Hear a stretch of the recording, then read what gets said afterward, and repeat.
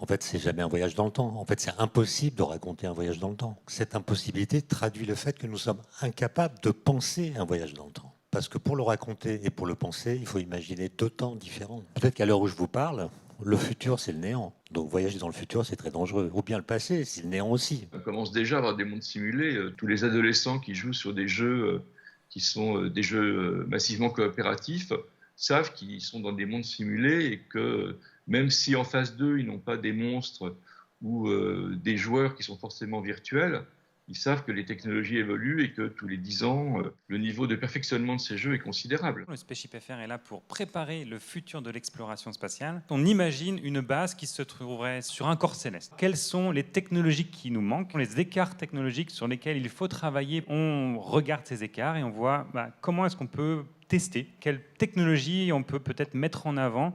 Si certaines sont prometteuses, les pousser en avant, les faire rentrer dans le système du CNES pour que le jour où l'humanité, au travers de l'Agence spatiale européenne, de la NASA, du CNES, dise on va faire une base sur la Lune, on va faire une base sur Mars, la France puisse être de la partie. Et certains d'entre nous éprouvaient de la hâte.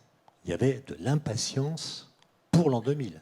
Aujourd'hui, je ne crois pas, et le sondage indique cela, me semble-t-il, il n'y a pas d'impatience du futur. On est en quelque sorte prisonnier du présent.